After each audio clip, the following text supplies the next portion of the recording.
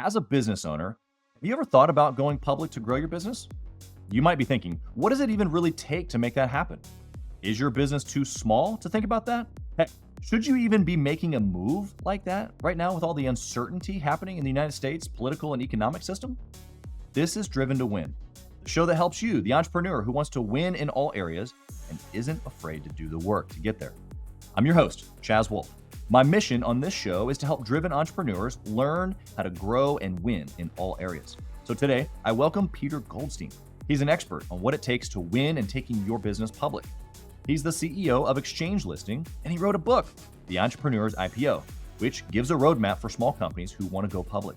He's got 30 years of experience in this space, so he's the perfect person for this conversation. Peter's here to share with us what's really going on with IPOs right now, how to build your business to go public, when it makes sense to make a move, how to pitch investors, and the mindset you need to win.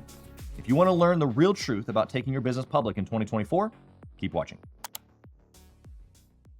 We just, 20-ish days ago experienced the attempted assassination of Donald Trump. Kamala Harris is now, the presidential candidate for the Democratic Party. There's a lot of things that have shifted in the last 20 days, economically, politically, and you referenced this several times as you have helped. Not only have you taken your companies to a public perspective and sold, but you now help other companies do the same thing. And so you talk about how that landscape can maybe affect businesses. What, just given these specific events, or maybe the other ones that maybe I haven't mentioned, what does the current landscape like today, August of 2024, look like for what you do? One word: complex. Yeah. Yeah, I could assume that. You care to expound it all? Of course. I mean, I'm playing a little bit, but it is really driven by complexity. If you take the geopolitical, we're really in a very unique and challenging perspective, and how that affects my world. And I think it affects any entrepreneur who's looking at building their business towards an exit. And I happen to be, subject matter expert in IPO as an exit, but this could be for M&A, trade sale, just growing your business, accessing capital from outside sources.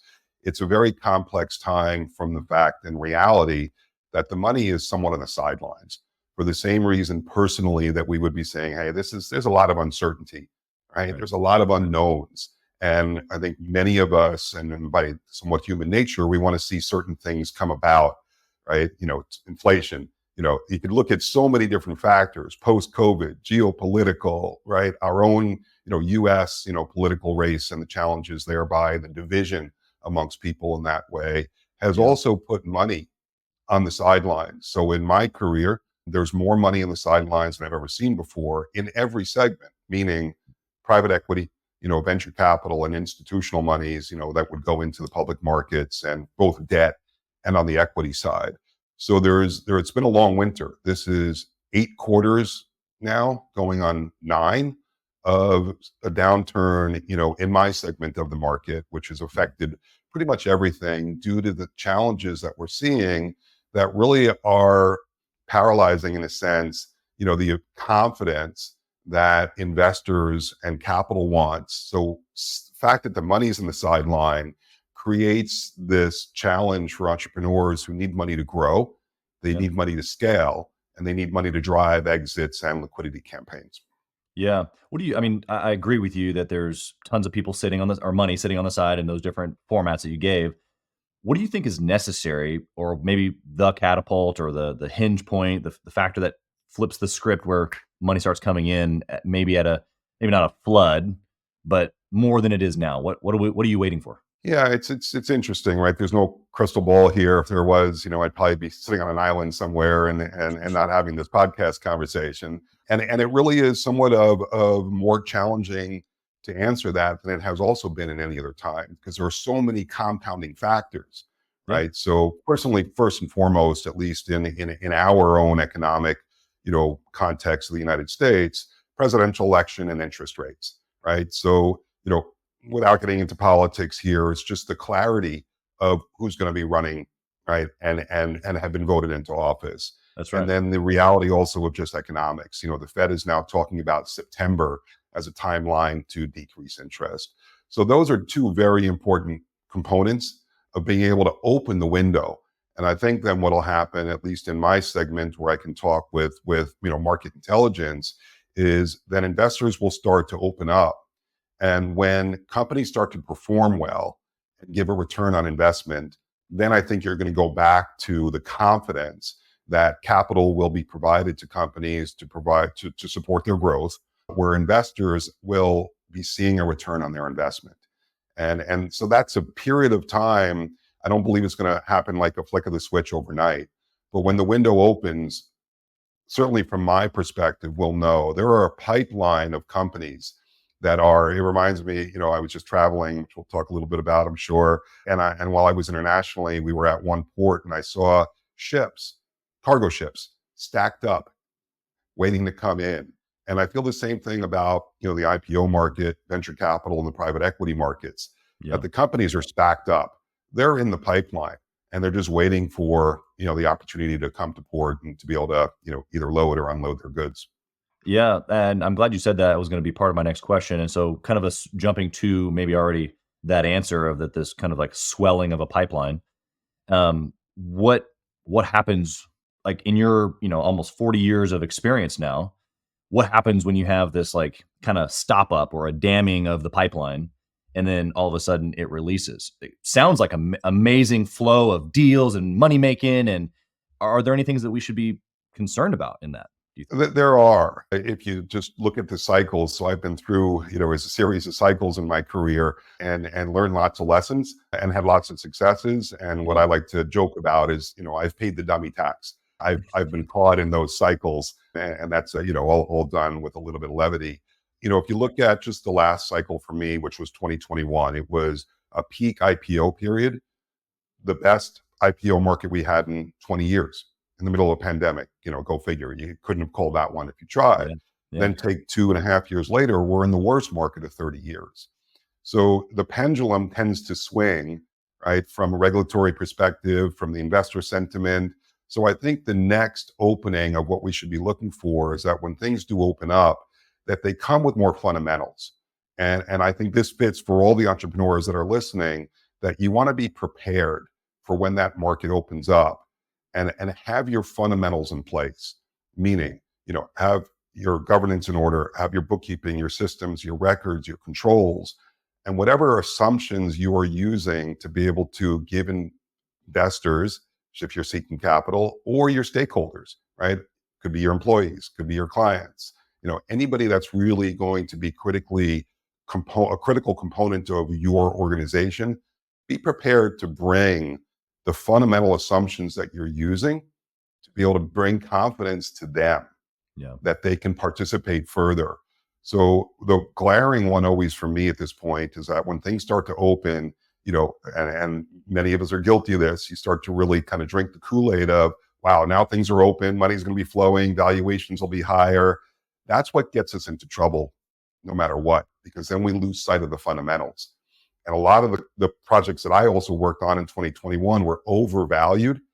Their assumptions were not based on current market intelligence. So I Yeah. think the smart management teams and smart entrepreneurs will plan ahead so that when the window opens, they can take advantage of it. And the best way to leverage that is to come in with a fundamentally strong story, assumptions and metrics that are supportable. Yeah, I also heard you say Yeah. in there, like, not a delay, but a period of time of kind of recognizing that it's maybe opening up, but maybe not jumping to conclusions that things are now springboarding back to how it was in 2021 or whatever our reference point of normal is. Is that what I'm hearing? It is, and I think the part two of that is be prepared, right? Yeah. Be ready. So whether that delay is short or wide, when it's open, that's when you want to be able to move. And being prepared, it's like being game ready. When you get the call and it's time to go, you need to be able to go, and you can't start training the day of the game. You need to have done all your training, all your prep, and really be ready for game day when the time is right. Yeah. Yeah. The Olympics started just a little bit ago, and that'd be like showing up to Paris right now and, hey, I think I want to jump into the 200 meter, In the same river, which good luck to that. Yeah, exactly, exactly. Well, you had mentioned in a previous interview, that basically starting a business with the exit in mind. I know that you kind of mentioned earlier, that that's what you do now. What do you know now with that in mind? Like, you start businesses or you help other people start businesses with the exit in mind now. But when you were 24, starting your first business, was that a thing? And what do you know now that maybe the 24-year-old didn't know that maybe you would share with maybe the 24-year-old listening right now? Yeah, I love that question. So, I had when I started at 24, I had my first exit at 30. And so of course, when I started the business at that young age, it was really about, can I sell this product? In other words, is there a Right. product market fit? And Yeah. that's where I think every entrepreneur should start, right? Is there a demonstration that there is a demand and a want and a need for your product and or service, right? Yeah. So that's the starting point. And to be really humble about that. Not that your ego says that there is, but that you have evidence and proof to be able to demonstrate that. Yeah. And then from there, what I have learned is to organize and run your business as if you were preparing for an exit. My specialty, of course, is the IPO segment, where I work with small to medium sized companies and taking them through an IPO. And what we do is we reverse engineer what's needed. So it could be 12, 18, 24 months away from a listing. But during that entire time, we're preparing them for the process. And that process is the same whether you're doing an M&A, a trade sale, any form of an exit strategy, which most investors most entrepreneurs are seeking at some point along with their investors, Yeah. right? And the approach to that then of having systems and controls and financial reporting will change the way every entrepreneur runs their business. Then you can take it up another notch where you're bringing in outside advisors, right? Where you're more transparent about how you choose the decisions that you make, the choices all along the way of how you're building and growing your business. And that takes you from a founder driven kind of entrepreneurial approach to more of a governance approach. And all of these components, I think, add tremendous value to the enterprise. Yeah. So, whether you're planning an exit today, 5 years, 10 years, or you're not even knowing what your exit may be, the value to you, to your enterprise, your shareholders, to the stakeholders of the organization increase significantly by operating with tighter systems, controls, and governance. Yeah. I think that the governance, the systems, even how you gave that example of operating as a founder kind of perspective, or then now having more of a governance, a board or an advisory. What that does is at the end, the person that's buying, when in this case it'd be, the IPO or the person that's coming in and buying the company, what is it that they want? And what they don't want is likely to purchase the thing that you have right now the way that it is, in essence, is what you're saying. And so we got to get it to what they want so that they'd be willing to buy it in 18 or 20 months or however long we're going to plan to do this, right? That's well said. And I think along with that then just comes transparency, right? And the ability to demonstrate that the company is well managed, that it delivers on its promises, right? And Yeah. and those don't have to be over promises, they don't have to be lofty, they just have to be consistently demonstrated over Yeah. time so that there's a predictability to the Right. outcome for the investor, because really ultimately the investor is looking for an ROI. Yeah. You used, I thought, a great word, predictability. And from an investor or someone who's purchasing the company through M&A or whatever, they want as much certainty as they possibly can get without having the full knowledge because they're not in it. And so I think you've given some great examples of demonstrating that predictability. But talk to me, why is predictability? Yes, it leads to an ROI, but it why is that the important thing? I mean, it seems like that just seems regular and safe. Where most entrepreneurs are like, I want to go up and to the right, the whole time, which actually is not predictable, unless potentially you can predict that. But just give me some context here around the word predictability and your experience.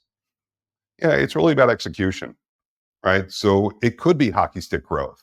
We work with plenty of companies that have, 40, 50% growth, quarter over quarter, year over year. But that all comes from the ability to demonstrate a track record of execution. The more that you can close the gap and that you can demonstrate that you've been able to execute consistency, regularity, right? And have the outcomes, they don't all have to be 40, 50% growth. But the stronger that is, the more consistency that you're providing, the more predictability, the higher the confidence comes for all parties involved. Yeah, you'd used the word reverse engineered. I love personally reverse engineering things, but I find that that's challenging for some to just wrap their minds around. They can maybe see where they want to go, but to actually back it up to be able to create that plan and then eventually the predictability that you're talking about. What's the challenge for most people in that, or maybe what's the easiest part or the easiest way to go about reverse engineering? Maybe. Yeah, it's well, I don't, I mean, let's break it down a little bit. Let's unpack it because I think most entrepreneurs have big vision Yeah. and they can manifest a lot of things, and then the execution becomes kind of critical. Right. I think setting that cultural foundation is really important, right? So inside of what we're talking about, being able for an entrepreneur to be able to say, "Hey, here's my vision. Here's where I want to go. This is where I see taking the organization to." You've got to be able to have the vision. You got to be able to execute, and then thereby you can manifest your goals, right? Right. And so in that execution is part of where this critical kind of knowledge base comes of knowing your industry and relying on the cultural piece of bringing in great people around you. And I would go beyond just the obvious of employees. I would then look at advisors, and I would look at outside board members. In times, to go back to earlier discussion of some economic uncertainty, culture, vision, execution are more important because you have those employees, those stakeholders that have come under your leadership as the entrepreneur to work with you with the belief that we're all going to be going towards a certain outcome. And if that culture set is strong from the beginning, you can get through the economic challenges, you can get through the volatility, you can get through the unpredictability. There are great examples of companies during COVID that came out stronger based upon their culture and their vision, right? And what they were able to then execute in that difficult time of uncertainty and adaptability that I Yeah. think we're all facing in one way or another right now. Yeah. Anything else that you would add? I mean, entrepreneurs listening right now, they think an IPO or maybe an exit through M&A is inevitable for them. Anything else that they should be thinking about preparing before they even would even talk to someone like you? Maybe they want to reach out to you and have you help them, but before they would even do that, what else should they kind of like have ready to roll? I think, look, the basic fundamentals where we always start your company story, and not the story that you want to tell, but the story that's packaged to the audience outside of those closest to you. Yeah. So put it on a different filter, which is that you're presenting your story and communicating it in such a way to an outsider, right? And then the financial modeling, the assumptions. So here's the history, here's our KPIs, here's where we're going. If you can get those fundamentals in place, that's your starting point. And then what we do is we go all the way to 2 years out when we look at the listing metrics, and those are both quantitative and qualitative. So there's plenty of information out there. You can go study it, or you can bring on advisors, you can bring Right. on board members, and you can bring on outsiders. But the ability to look at the deficiencies. So here's where the radical kind of humility that I would say I think is critical to answer your question about the entrepreneurs. Get really humble with yourself and be honest about what's missing, and then start to put things into place to fill those. So you can look at those deficiencies. We'll take one. Let's just say you don't have good quarterly reporting or good financial reporting. Let's be real about it. Say, okay, well, then what do I need to put into place? Right. Human controlled systems. That's one of X number of things that you would have to put into place. But if you can be radically humble about, hey, here's where my organization is weak, and start to come up with solutions and then implement those, you're well on your way. Yeah, I agree with that. I find a gap in, most, I would say probably just beginning entrepreneurs. They've started for a particular reason, usually a little bit of a chip on their shoulder. To like hone that into humility is a little bit of a journey, I think, for some. Would you Yeah, agree with that? 100%, no Yeah. doubt. I had an experience this past week. One of our members has developed a software, and he had his first pitch with a VC firm. And I'm sure you've been through many of these with IPO companies and M&As, folks that you've worked with. What do you think is the biggest mistake that entrepreneurs make in that setting, where they're trying to get the money, maybe even in this environment where the money's kind of tough to get? Yeah, what would you say? Yeah, I love this question. So I'm also an investor. I have a fund called Emes Capital. Emes is Hebrew for the truth. So it's a unique bridge fund that is for pre-IPO investments. So I get pitched all the time. I got pitched yesterday. They had 36 slides, and we had 30 minutes. Uh, Ooh, they couldn't get past the fourth slide in yeah, 20 minutes on their own. So why was that? They were just talking. yeah, So the biggest advice I can give to the entrepreneurs we're pitching: talk less, listen more. mm, I had no opportunity to really contribute to them. interesting. And, 20 minutes in, we hadn't even gotten to what would be important to me as an investor. Yeah, So start off with the understanding that you have an audience and it's a dialogue. This isn't a mhm, monologue, right? yeah, And you want to be able to engage the investor and really about what's important to the investor, not what you think is important about your company, right? So listen, engage, and then be able to look at providing the answers and solutions from this important perspective of the investor. yeah.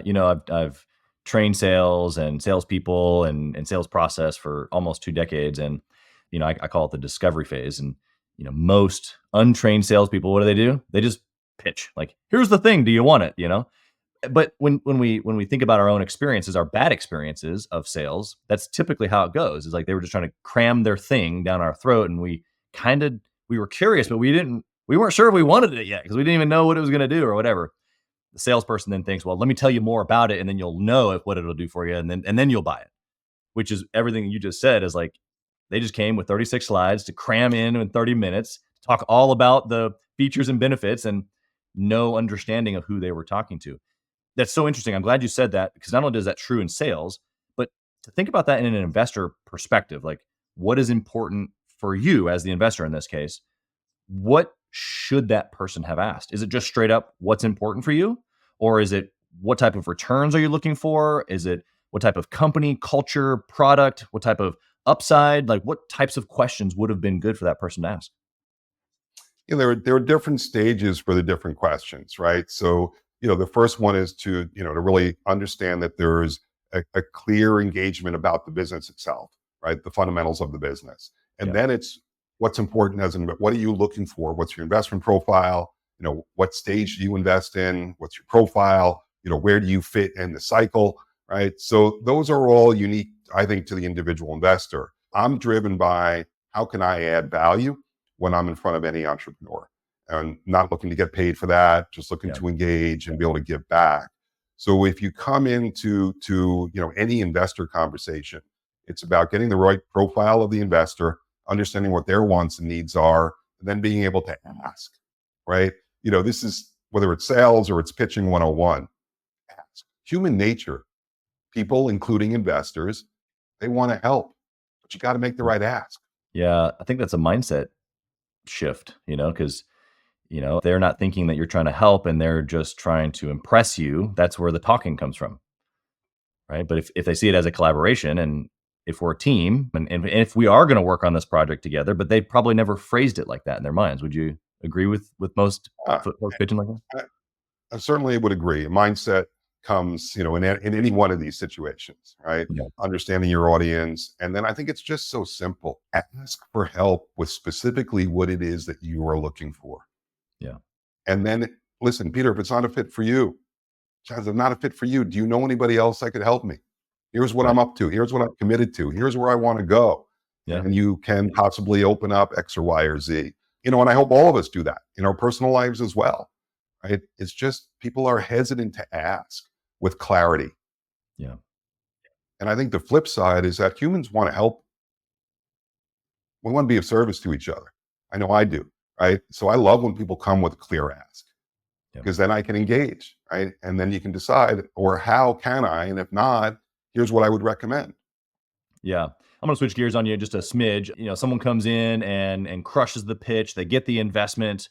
How does that entrepreneur maintain control? There's maybe a fear of, well, if I take on outside investment, then I now have bosses. And maybe not in that exact language, but what would you say to that entrepreneur who's maybe concerned about that or wants to take on outside investment, is unsure how to manage those relationships? I think it's a transition of growth from one stage of entrepreneurship to another. And some of that is based on fear, right? And fear of the unknown or the uncertainty or about operating or wanting to operate a certain way. Yeah. So there's always risk and reward. There's always a give and take. There are legal mechanisms you can put in place to maintain control, but I don't think that's what we're really talking about. Right. It goes back to the ability to know that in order to grow and scale your business to a certain level, you're going to want to bring in outside people. There's very few, individuals who can run all that gamut on their own inside of a control environment. And a lot of those don't end up being sustainable. So I'm more on the other side of it, which is, so be careful about who you let in and do your vetting and do your homework and do your selection criteria. Right. It's like the fox and the hen hound. They're going to get in somehow. You can't keep it, perfectly pure and clean. If you're going to expose yourself, you're going to put yourself at risk. But that's a trade-off.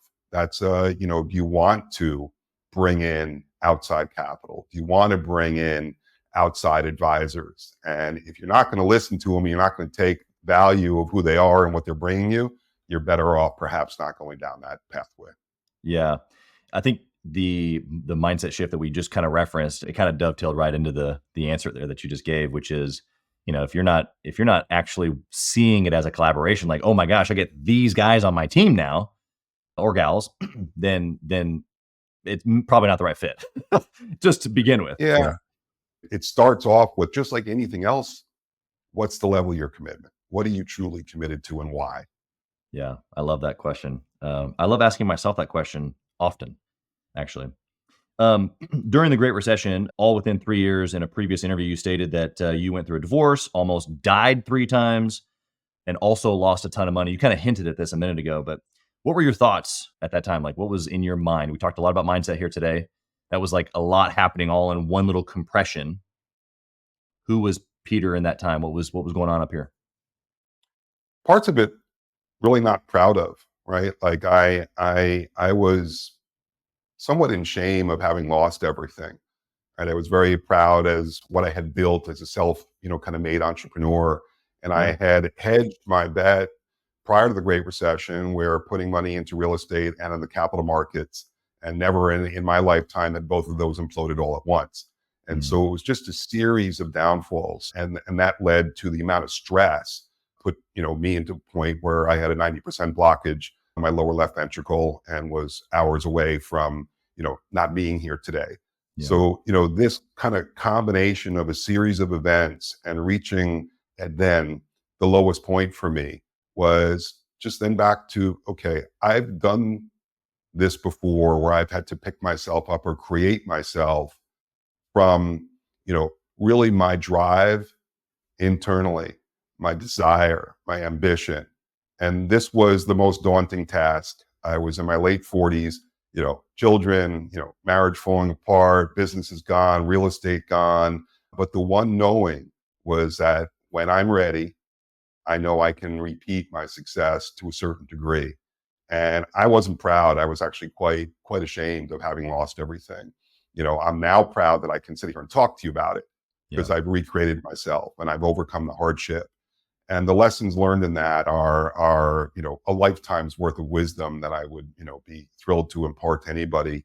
And the first one is that you don't need to hit rock bottom. You don't need to potentially lose all your money, lose your marriage, right? Lose your health and your well-being to be able to realize that you need to make some radical changes in your life. At that point, I was forced to. Yeah. And even then there was a choice. I could play small or I could go back to rebuilding myself. And it took quite some time. Not only did I lose everything, I had, tax deficits. I had some very significant challenges along with what's most important is our physicality.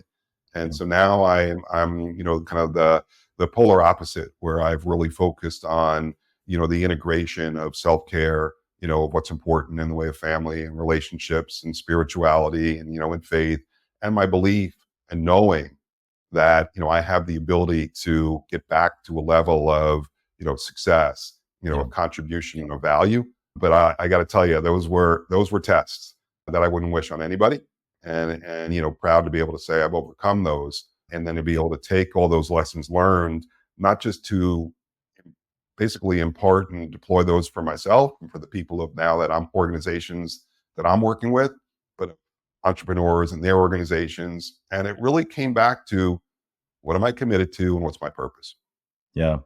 The entrepreneur that's listening right now that heard you say, that they don't have to hit rock bottom. What is the ticket to hearing you say it's possible to win in all areas, as we say it, but without having that like smack in the face of now I have to win in all areas like you had? What's the gap for them right now, today? Self-awareness on the one side, I agree. take an inventory, take a real inventory of where are you in the different areas, and then look at where you're spending your time. So this is the ultimate test for me: is where are you spending your time? What are you doing? Look at your calendar. Be a student of your calendar. Go back the last week, 2 weeks, 3 weeks, 4 weeks. Study where you've spent your time, and you'll get the answer what you're committed to. Yeah. So if you're really aware of that, you really take an inventory, you see where you're spending your time versus, hey, this is what I really want. This is what I want to create and manifest in my life. And then thereby, I'm going to organize my actions, my emotions, and my awareness of those towards driving the personal and professional goals that I want. Yeah. I don't know if I could have said it better. That was pretty eloquent. I've got one last question here for you. What would you do, or what did you do? You kind of gave a little bit of a tactical there in that down moment, but entrepreneurs listening right now and they're down. Maybe they're at that rock bottom point. Maybe they just feel down. What do you do to pick yourself back up? Yeah, it's really a great question because I think just as entrepreneur in general, whether you're down or not, it's difficult to pull yourself up day after day and generate that level of drive and ambition and execution and performance, right? So Yeah. when you're down, then it's even harder. So I go back to some very, very basic things. Start with purpose. And I named it a little bit earlier. If you can get present to why am I doing whatever that is that you're doing? Purpose driven, I think, can automatically start to get you back towards, out of coming from a low point if you're in one, or just back towards, hey, this is really what I love. This is why I'm doing what I do and I'm passionate about it. That creates energy and excitement, not just for yourself, but it's contagious for others. Yeah. And then I go back to some other basics, self-care, right? Like I've been a big advocate now of if I'm not hitting on all firing on all cylinders, what do I need to do to take care of myself? That could be the diet, could be, my sleep, could be my exercise regime, could be I need to take some time away, right? I need to go back up to the balcony and overlook things for a while. So self-care becomes, I would say to me, right line in line with, getting clear about your purpose. The only other thing that I found that's probably most effective there is having a support structure, right? And not waiting until you're in some kind of distress. Bring the support structure in, bring the people in that you know and you like and you trust, so that when you are down or you are challenged or where you are struggling for whatever reasons, because we all do as entrepreneurs to some varying degree, that we can bring in the community and the support system to add value and then to contribute. All right. That's it for today's episode. Peter absolutely crushed it and gave you guys the exact tools on how to build and structure your business to launch a successful IPO. And to learn even more about taking your business public, please message Peter on LinkedIn. He'll give you a free copy of his book, The Entrepreneur's IPO. And if you enjoyed this episode, subscribe and follow to get even more stories and insights from successful business owners on how to win in all areas. All the links are in the show notes right down below. Thank you for listening to Driven to Win. I hope that you were able to pull out a few nuggets to go apply into your business right away. More importantly, though, I hope that you're realizing that it takes more to be successful than just being by yourself, doing it all on your own, carrying the weight all by yourself. What I have realized, not only in my own journey from multiple businesses and multiple different industries, and now interviewing over 200 or 300 other very successful 7, 8, and 9-figure business owners, is that it's tough to do it alone. And so Gathering the Kings exists to bring together successful entrepreneurs. In fact, we are putting together 1,000 kings, specifically who are grateful but not done. We're intentionally assembling kings who fight tooth and nail for their business, family, and communities. And here's what we believe: that in the pursuit of excellence in those areas, that it ignites within us the responsibility to govern power and forge a lasting legacy. So if that relates and resonates with you, and you know that you need people around you, sharp, qualified, other very successful business owners, I want you to go to gatheringthekings.com. I want you to take a look at what we're doing and see if it makes sense for you to be part of our pursuit to 1,000 kings. Talk soon.